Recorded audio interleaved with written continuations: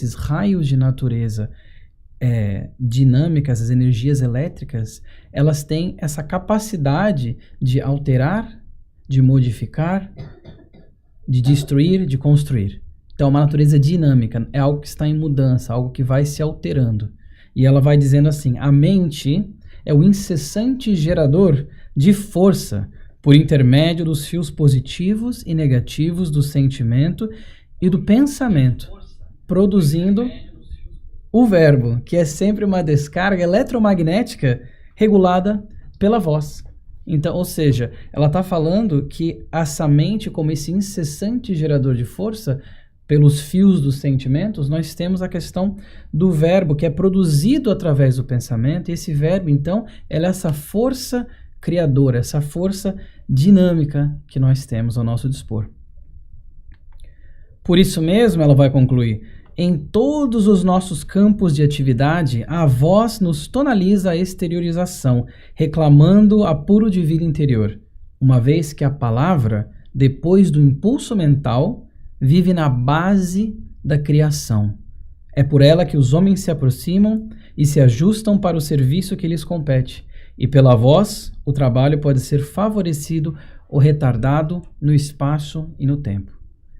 Então, olha a responsabilidade que nós temos aqui, que nós aprendemos sobre a palavra, sobre essa força dinâmica, geradora, que pode então alterar, pode, como eu falei, construir, modificar, destruir, e vive na base então da criação. E obviamente que aqui ela está falando, quando ela diz sobre trabalho favorecido, retardado, no espaço e no tempo, é que aquilo que nós vamos construindo, ou seja, o nosso presente, nós vamos construindo o nosso futuro dia a dia, é modulado pela palavra, por aquilo que nós utilizamos na nossa ferramenta.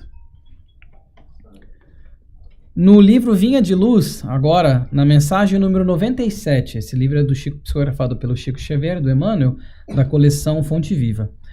Mensagem 97 se chama O Verbo é Criador, e o Emmanuel vai dizer o seguinte, o que sai do coração e da mente pela boca é força viva e palpitante, envolvendo a criatura para o bem ou para o mal, conforme a natureza da emissão. Conforme a natureza daquilo que foi emitido, do nosso pensamento, do nosso sentimento, e nós emitimos aquilo através da nossa boca, pelo verbo, depende de como vai envolver para o bem ou para o mal, dependendo da natureza daquela emissão, dependendo das forças que são dotadas daquela palavra que nós emitimos. Os elementos psíquicos que exteriorizamos pela boca são potências atuantes em nosso nome, fatores ativos que agem sob a nossa responsabilidade. Então nós somos, de novo, sim responsáveis por aquilo que falamos, por aquilo que nós exteriorizamos através dessa força dinâmica. E, como a gente já viu no slide anterior, nós vamos construindo as coisas através dessa criação que nós temos através do verbo. Então, trazendo essa questão muito importante da responsabilidade que a gente tem que ter com o nosso verbo, com as nossas palavras. No livro O Problema do Ser, do Destino e da Dor, esse aqui é do Leon Denis, é um dos meus livros favoritos, eu ouso dizer. Ele fala o seguinte, a alma, em suas intuições profundas, tem a sensação, olha só, a sensação das coisas infinitas de que ela participa e as quais aspira. Seu destino é vivê-las e gozá-las cada vez mais, mas em vão procuraria exprimi-las com o balbuciar da fraca linguagem humana. Debalde se esforçaria por traduzir as coisas eternas na linguagem da terra. Então, o Leon Denis nos traz à tona essa questão da nossa limitação dessa ferramenta que ainda nós, como espíritos em evolução, nessa nossa caminhada, nessa nossa jornada, nós ainda possuímos, sim, uma linguagem que é muito fraca perante aquilo, todas as potencialidades da nossa alma, todas as potencialidades que nós aspiramos, como ele fala ali. A palavra é impotente, mas a consciência evolvida, ou seja, evoluída, percebe as radiações sutis da vida exterior.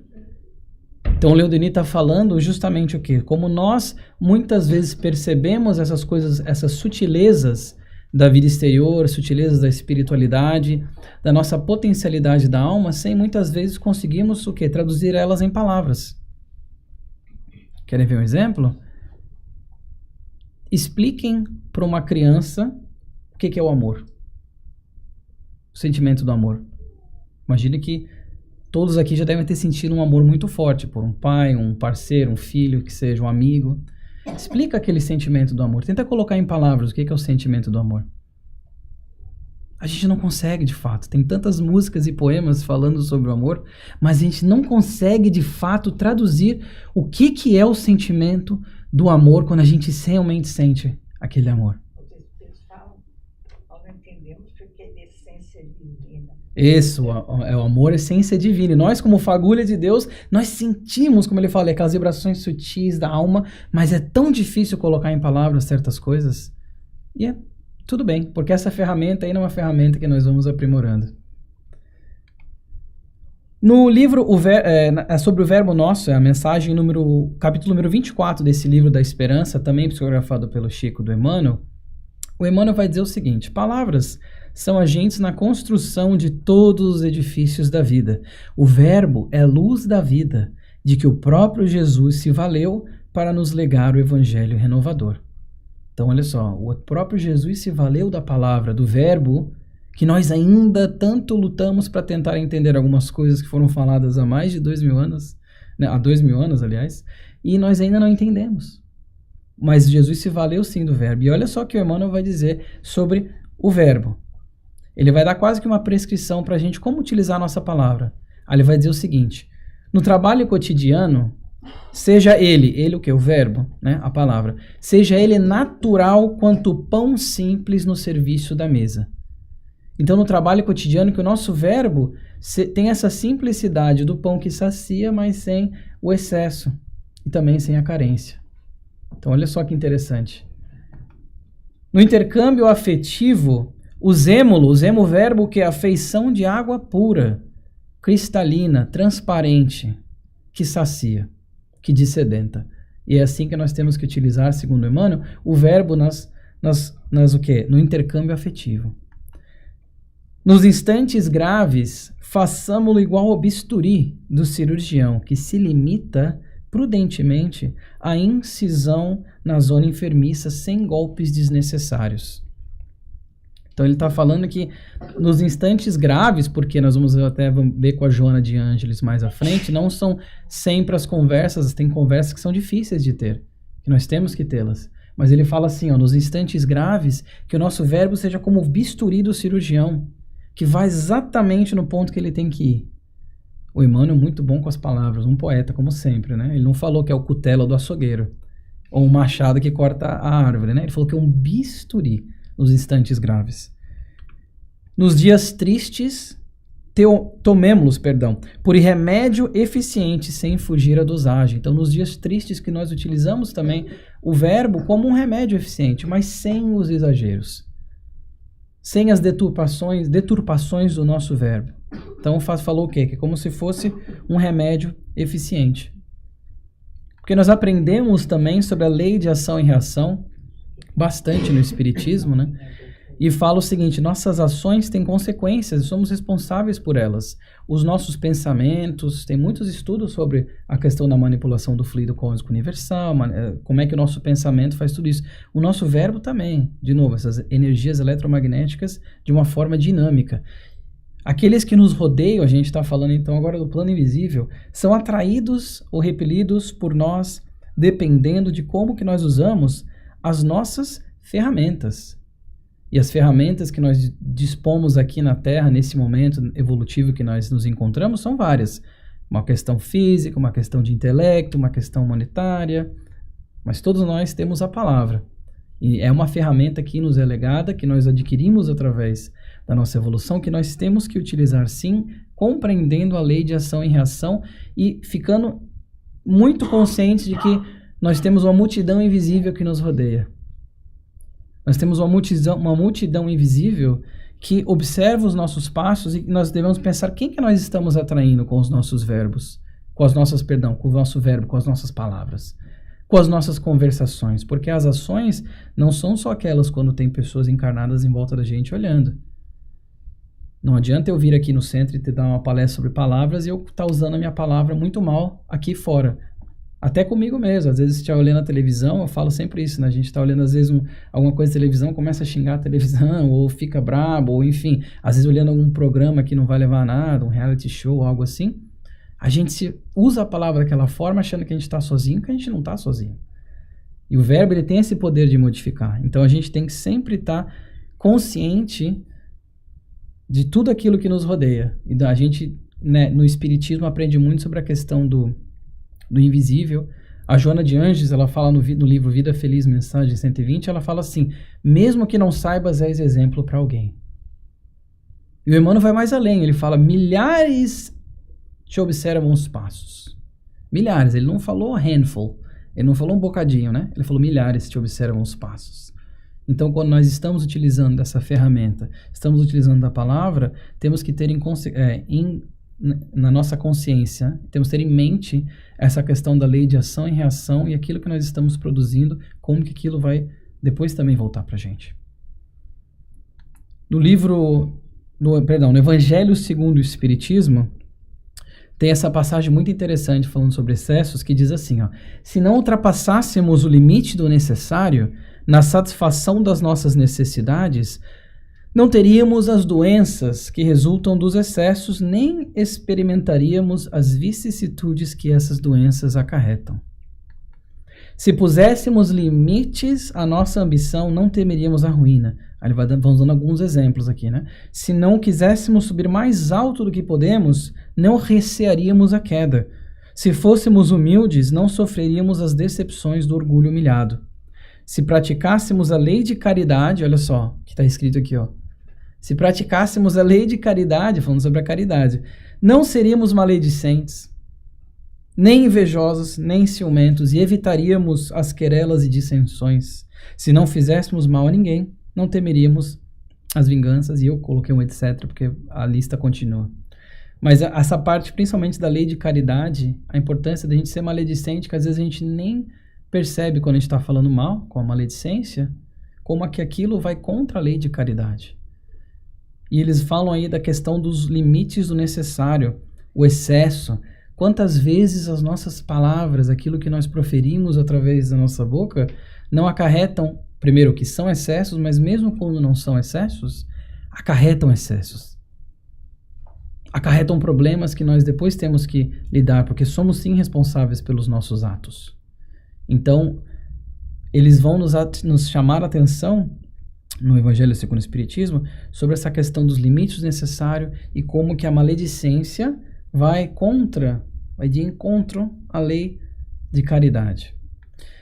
E no livro Contos e Apólogos, tem isso também aparece no Roteiro de Jesus, capítulo 15, do Chico Xavier pelo Irmão X.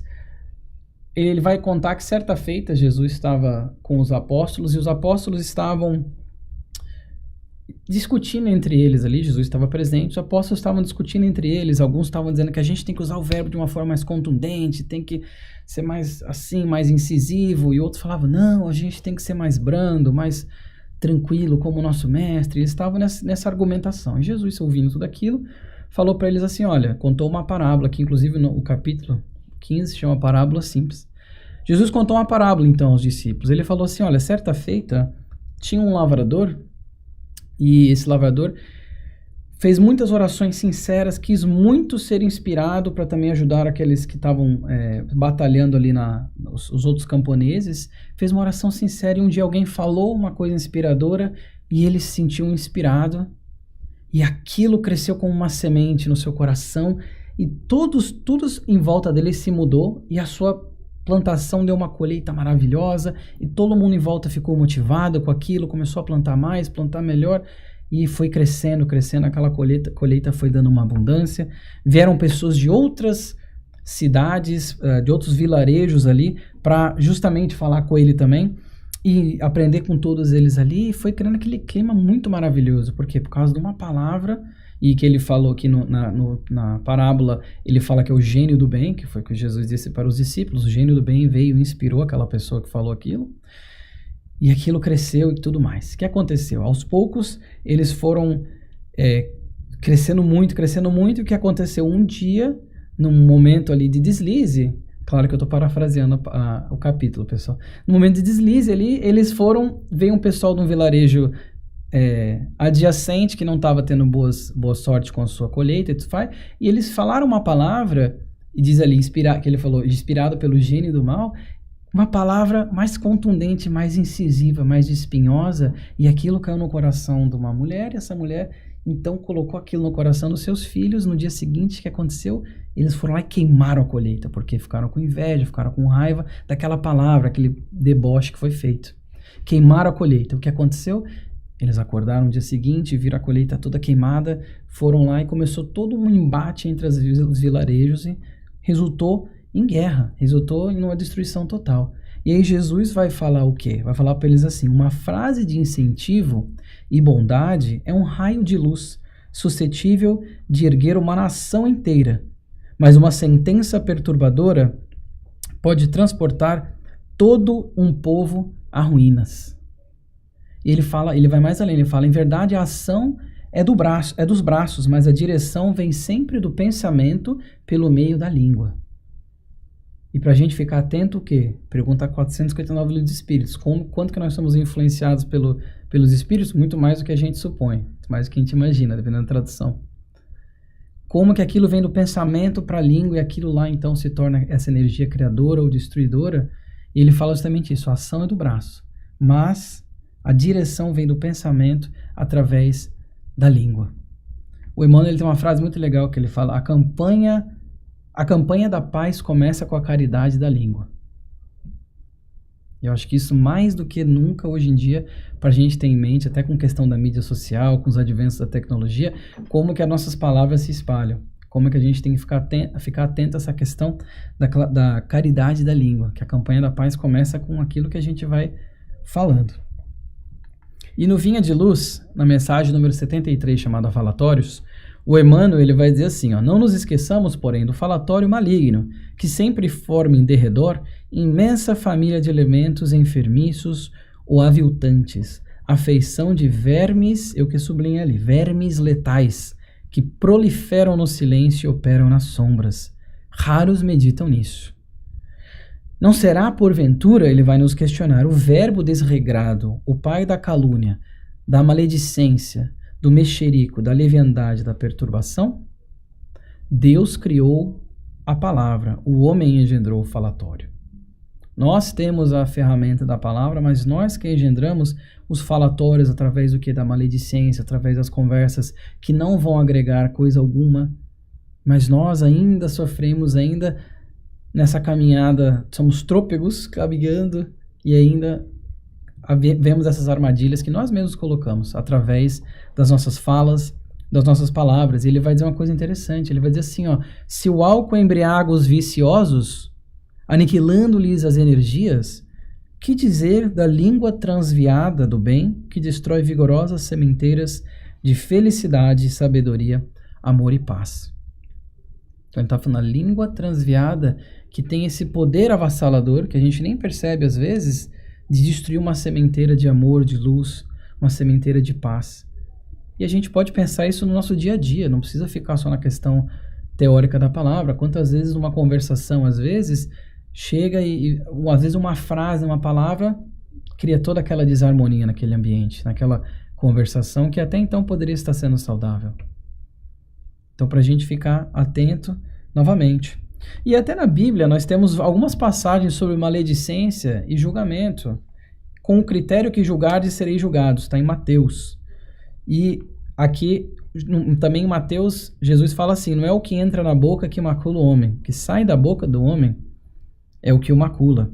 Por quê? Porque isso aí foi numa época que eles contam que estava tendo muita questão de o que comia, os seus discípulos não lavavam a mão, lavavam os pés, tinha toda uma questão ali que era de pureza, toda uma questão ali dos costumes da época. Eles estavam questionando Jesus, muito, muito evoluído como é, espírito de bilhões de anos, fala, não é o que entra pela boca, vocês estão muito preocupados com o que vocês estão colocando para dentro e não com o que está saindo da boca. Não com o que está sendo falado, muito preocupado com aquela coisa física que está entrando, que vai ser digerida, enfim, e morreu, mas o que sai da boca, e aquilo, né? Inclusive, tem também ele continua, né? Falando assim, o que sai da boca procede do coração. Olha só.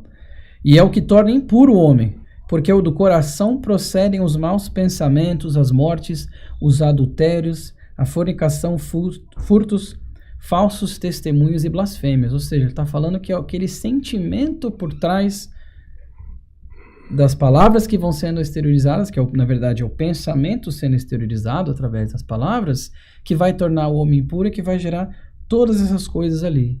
Porque se a gente for pegar toda aquela lista que está ali, nessa passagem bíblica, todas elas começaram como o quê? Uma semente no nosso pensamento. Uma morte, um adultério, um furto, um roubo, uma blasfêmia, uma mentira, qualquer coisa que vocês pensarem. Começou aqui e foi exteriorizado, nesse caso, através da palavra. Nós temos também a passagem em Tiago da questão do julgamento, da maledicência, né, que no capítulo 4 fala que aquele que fala mal do irmão ou julga o seu irmão, fala mal da lei e julga a lei. Ora, se julgas a lei, não és observador, mas juiz. Então a gente acaba, às vezes, se esquecendo que a gente não sabe o que é a outra pessoa que nós estamos falando mal, criticando, o que ela está passando. A gente não sabe o trajeto dela, a gente não sabe nem o nosso, com o véu do esquecimento, o que a gente passou das encarnações.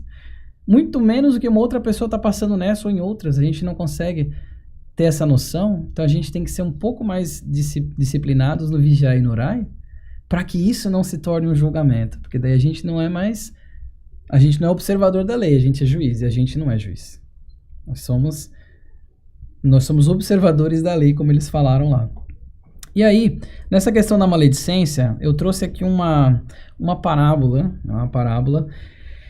uma historinha falando sobre era uma vez um vilarejo, e aí tinha uma mulher que ela era muito maledicente, ela gostava muito de falar mal, de criticar, tudo mais, fazer mexerico, fazer intriga, e nesse mesmo vilarejo tinha uma senhora muito sábia, que as pessoas todas falavam para ela assim, olha, todo mundo sabia que quem quisesse conselhos ou coisas assim, podia falar com essa senhora muito sábia, e essa moça um dia falou assim, olha, não quero mais ficar falando mal, minha língua é muito solta, eu vou falar com essa senhora, ver o que ela tem pra mim. Chegou lá, foi falar com vamos dizer, essa anciã, e a anciã falou pra ela assim, ela falou, olha, eu tenho um problema, minha língua é muito solta, eu falo mal mesmo, eu não consigo, eu gosto, mas tá me dando problemas, o que eu posso fazer?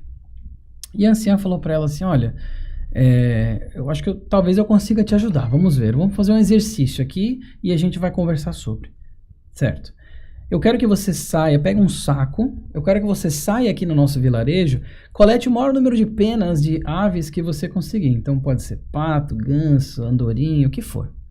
Coleta todas as penas que você conseguir e enche esse saco de penas. E volta aqui. Aí a moça entendeu muito, achou meio estranho, né? Colocou todas as penas no saco, chegou lá para a anciã, falou assim, tá aqui, o saco tá cheio de penas, e agora? Aí ela falou assim, olha, agora... O que eu quero que você faça ali no nosso vilarejo, ali tem o nosso morro ali, o pico, eu quero que você vá lá no pico, pode ir hoje mesmo, que tá ventando bastante, vai lá, eu quero que você esvazie o saco de penas e depois você volta aqui. A moça achou meio estranho aquele conselho, mas resolveu seguir, já que era uma anciã, uma pessoa sábia. Subiu até então um morro e nesse dia que estava um dia com muito vento, ela pegou o saco de penas e... jogou todas as penas ao vento, esvaziou aquele saco de pena e foi pena para tudo que é lado, lá no topo do morro, né? no pico daquele morro. E desceu e foi falar com a anciã.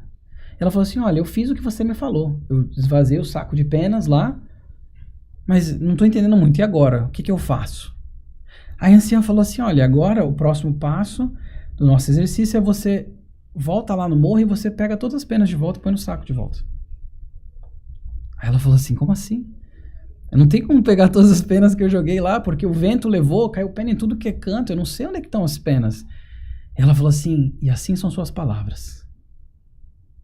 São como essas penas ao vento que você despeja do topo da montanha, e você não tem controle e nem conhecimento de onde as suas palavras vão cair, da mesma forma que as penas caíram a todos os momentos, e de uma vez que você despejou as penas, você não consegue pegá-las.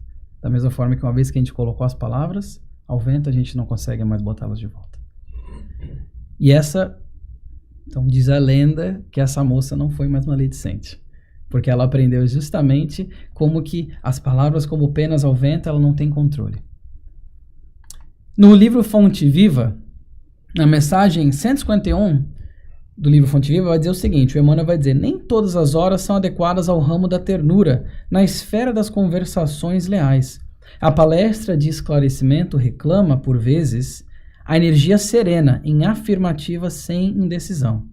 Entretanto, é indispensável grande cuidado no que concerne aos comentários posteriores. Ou seja, o Emmanuel está falando que nem todo momento a gente vai ter só conversas muito alegres e felizes só sobre coisas boas.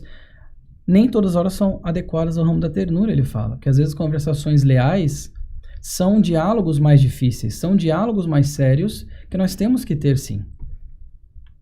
A maledicência, olha só, espera a sinceridade para turvar-lhe as águas e inutilizar-lhes esforços justos.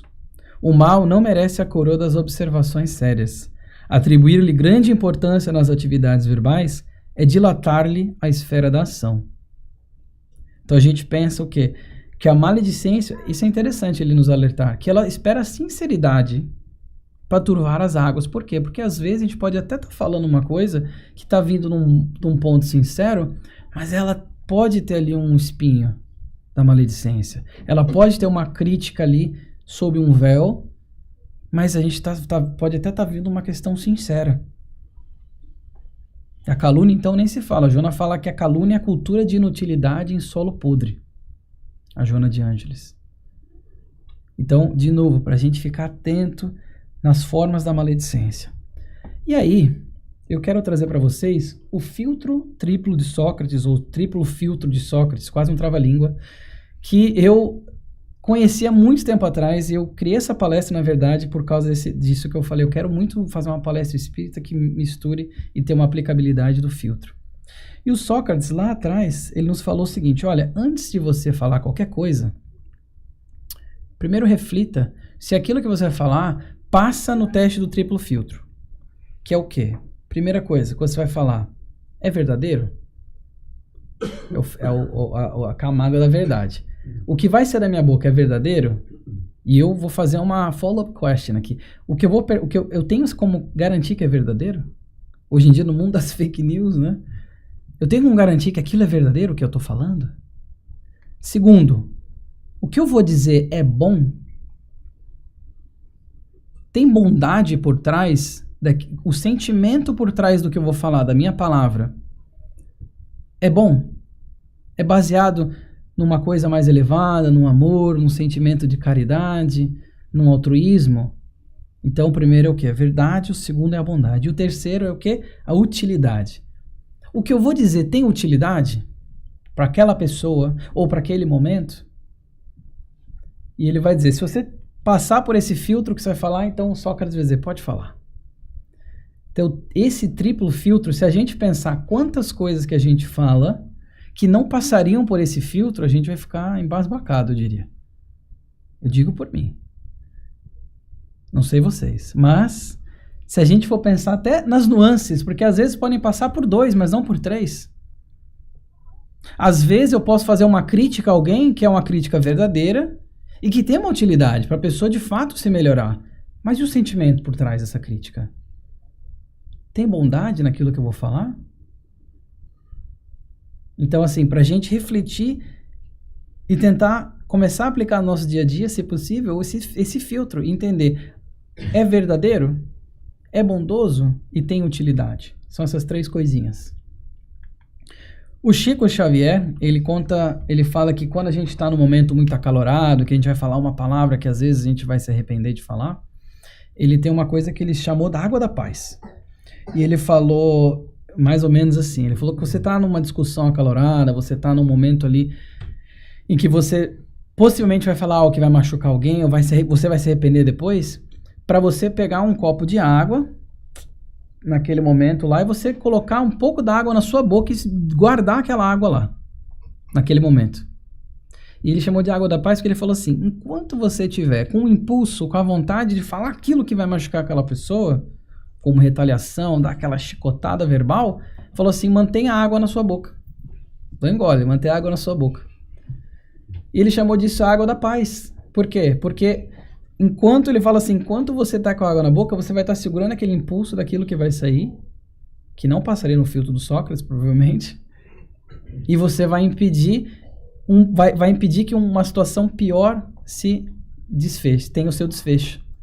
Então ele chamou de água da paz. A gente imagina quantas coisas a gente poderia evitar se a gente só colocasse água na boca antes de falar, às vezes. No livro dos Espíritos, agora falando então sobre o voto do silêncio, que a gente for pensar, a palestra é a palavra e o silêncio. O silêncio seria o outro lado, então. Se a gente não vai passar no filtro, o que a gente faz? A gente pode utilizar muito dessa ferramenta do silêncio, que a gente utiliza muito pouco hoje em dia, nos dias frenéticos de hoje. E no voto de silêncio, no livro dos Espíritos, pergunta 772, pessoal, que pensar do voto de silêncio prescrito por algumas seitas, desde a mais remota antiguidade? E os Espíritos vão dizer assim, ó, perguntai antes a vós mesmos, se a palavra é faculdade natural e por que Deus a concedeu ao homem. Se o voto de silêncio, se o silêncio, olha, se nós temos o poder da palavra, o dom da palavra, ou a ferramenta da palavra, por que nós fomos concedidos isso? E aí eles vão dizer assim, ó, Deus condena o abuso e não o uso das faculdades que lhe outorgou. Entretanto, o silêncio ele é útil, pois no silêncio te recolhes, teu espírito se torna mais livre e pode entrar em comunicação conosco. Conosco quem? Os espíritos desencarnados. Mas o voto de silêncio é uma tolice. Sem dúvida, estão bem intencionados os que consideram essas privações voluntárias como atos de virtude. Enganam-se, no entanto, porque não compreendem suficientemente as verdadeiras leis de Deus. Então eles estão falando o quê? Que o abuso dessa palavra, dessa ferramenta é o problema, não o fato da gente querer ficar em silêncio pro resto da vida. E quando fala em silêncio, a gente imagina não só a questão da palavra, mas a comunicação em si, né? Então se fosse para a gente não ter a palavra, todos seríamos mudos e sem a capacidade de se comunicar por sinais, se fosse para a gente não ter a palavra. Mas nós temos a palavra, nós temos essa ferramenta. A Joana de Ângelo, então, falando sobre o silêncio, no Vida Feliz, mensagem, ela tem algumas mensagens, né? Mas a número 23, ela vai falar o seguinte, ó. Esclarece com calma e argumenta serenamente. Se o outro não leva em consideração os teus conceitos, silencia e entrega-o ao tempo, que a todos nos ensina sem pressa. Se o outro não leva em consideração os teus conceitos, silencia e entrega ao tempo. Esse grande instrutor que nós temos, que é o tempo. Que as coisas que são para vir, elas virão. A semente que é para brotar, ela vai brotar daquilo que a gente está tentando passar. Mas às vezes as pessoas não podem não concordar com aquilo que a gente está expondo, então ela fala assim, silencia e entrega ao tempo. Mas, dizendo, esclarece com calma e argumenta serenamente. E na 25, olha só, duas mensagens depois, ela vai dizer o seguinte: evitemos espalhar as más impressões do próximo. Silencia ou elucida com bondade, evitando piorar-lhe a situação ou torná-la mais divulgada. Não és fiscal do comportamento alheio, nem podes imaginar se aquele equivocado de ontem não se encontra em processo de recuperação. Sejam tuas a opinião que edifica e a palavra que ajuda sempre. Então ela está dizendo assim, se a gente não tem nada de bom para falar do outro, a gente fica em silêncio. E ela fala assim, a gente não é fiscal do comportamento alheio. Que eu achei sensacional. Como é que se fala? A expressão que ela usou, fiscal do comportamento alheio, que é uma função não remunerada que a gente adota às vezes. E ela fala assim, olha, a gente não consegue entender o que o outro está passando, então a gente tem que silenciar. Se não for para construir algo, se não for para agregar algo que a gente vai falar, a gente silencia. É muito melhor do que falar algo que a gente vai estar ou enganado ou vai estar enganando. Então, de novo, Joana de Ângeles, esse livro maravilhoso, um livrozinho pequenininho de mensagens, Vida Feliz, nos inspirando e nos incentivando a gente poder silenciar, poder utilizar mais essa ferramenta do silêncio. E no livro Ceifa de Luz, que também é parte da coleção Fonte Viva, aliás, atualmente não é, mas enfim, seja qual seja a dificuldade, essa é a mensagem número 6 em ti próprio, do Emmanuel. A dificuldade em que te vejas, abstente de carregar o fardo das aflições e das perguntas sem remédio. Penetra no silêncio da própria alma Escuta os pensamentos que te nascem do próprio ser e reconhecerás que a solução fundamental de todos os problemas da vida surgirá de ti mesmo. Então Emmanuel está falando, está nos convidando a esse recolhimento tão importante que a gente não tem. Que a gente não tem o hábito, eu diria. Então a gente tem esse recolhimento no silêncio, talvez um momento de prece, um momento de oração, ou até mesmo um momento que nós estamos simplesmente silenciando, em paz. Para que ele fala o quê? Para nesse silêncio da própria alma, nós podemos entrar em comunhão mais fácil com o plano invisível e nós acharmos essas respostas da solução fundamental dos problemas da vida, da nossa vida, que estão aonde? Nós mesmos. Então ele vai incentivar a gente a entrar mais em comunhão em silêncio. O próprio Emmanuel, no livro Intervalos, que era falado pelo Chico Xavier, ele vai dizer o seguinte: no silêncio do espírito, os pensamentos do céu iluminam os pensamentos da terra, e vozes benevolentes e sábias nos falam aos ouvidos, através do verbo inarticulado da inspiração. Olha que lindo. A gente então recebe tudo isso através do verbo inarticulado, sem articulação, da inspiração, que foi aquilo que o Leon Denis nos falou também mais lá atrás. Como que nós às vezes não conseguimos colocar em palavras, mas nós sim de fato sentimos a sutileza do plano espiritual nos ajudando, nos auxiliando sempre. O Emmanuel fala que pululam anjos tutelares prontos ao nosso auxílio. E justamente nesse verbo inarticulado que nós temos através do silêncio, nós conseguimos essas inspirações. Olha que mensagem linda. Jesus destacava também a prudência e a ponderação, assinalando a riqueza do silêncio que nos compete usar nas lutas da vida em favor do êxito de nossas próprias tarefas. Então, a riqueza do silêncio como essa utilização da prudência, da ponderação, da calma, da brandura, que o nosso mestre tanto nos ensinou através das suas ações. Permanece, isso aqui a Joana vai dizer na mensagem número 49, permanece discreto diante dos maledicentes e injuriosos que te testam as existências, trazendo-te mensagens infames a fim de levarem a outrem, distorcidas as tuas palavras. O silêncio, olha só, é como o algodão que abafa e amortece o ruído do mal em desenvolvimento.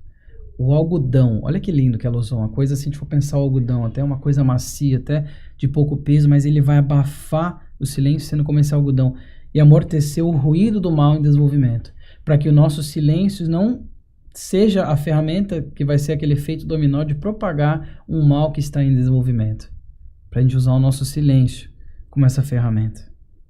Mas eu pergunto, então, se a gente sabe que o silêncio é tão bom, por que é tão difícil, então, silenciar? Primeiro que, nossas próprias fraquezas, nossos próprios pontos que nós ainda estamos evoluindo, nós temos muito assim a língua rápida, porque o pensamento vai muito rápido e a língua não tem disciplina suficiente, então é difícil silenciar. Segundo, porque nós vivemos num mundo muito frenético, muito, muito frenético, e tudo tenta puxar a nossa atenção e nós temos muito poucas oportunidades naturais, porque a gente pode sempre criar, para ficar mais em silêncio, para silenciar em momentos difíceis e também para nos recolher um pouco em silêncio, para ter aquele momento íntimo com nós mesmos em comunhão com Deus. Então é difícil sim, mas é muito, muito importante, porque a nossa evolução vai depender somente de nós. Então para a gente exercitar mais o silêncio. E eu queria terminar o nosso encontro de hoje lendo um poema para vocês que se chama A Melodia do Silêncio. E esse poema ele foi da Meimei, psicografado pelo Chico Xavier, e eu não ousaria parafrasear esse poema. Então eu queria ler para vocês esse poema. Ela vai dizer o seguinte: repara a melodia do silêncio nas criações divinas. No céu, tudo é harmonia, sem ostentação de força. O sol brilhando sem ruído, os mundos em movimento sem desordem, as constelações refulgindo sem ofuscar-nos, e na terra tudo assinala a música do silêncio, exaltando o amor infinito de Deus. A semente germinando sem bulício, a árvore ferida preparando sem revolta o fruto que te alimenta, a água que hoje se oculta no coração da fonte para dessedentar-te amanhã. O metal que se deixa plasmar no fogo vivo para ser-te mais útil, o vaso que te obedece sem refutar-te as ordens. Que palavras articuladas lhe definiriam a grandeza? É por isso que o Senhor também, o Senhor com S maiúsculo, também nos socorre através das circunstâncias que não falam. Por intermédio do tempo, o sábio muda. Não quebres a melodia do silêncio, onde tua frase soaria em desacordo com a lei de amor que nos governa o caminho. Admira cada estrela na luz que lhe é própria. Aproveita cada ribeiro em seu nível. Estende os braços a cada criatura dentro da verdade que lhe corresponda à compreensão. Discute aprendendo, mas porque desejes aprender, não precisas ferir. Fala auxiliando, mas não te antecipe ao juízo superior, veiculando o verbo à maneira do azorrague inconsciente e impiedoso. Não saiba a tua mão esquerda o que deu a direita, disse-nos o Senhor. Auxilia sem barulho onde passes. Recorda a ilimitada paciência do Pai Celestial para com as nossas próprias faltas e ajudemos sem alarde ao companheiro de romagem terrestre, que muitas vezes apenas aguarda o socorro de nosso silêncio a fim de elevar-se em comunhão com Deus. Muito obrigado pelo carinho, muito obrigado pela atenção e eu desejo a todos nós uma semana mais que abençoada.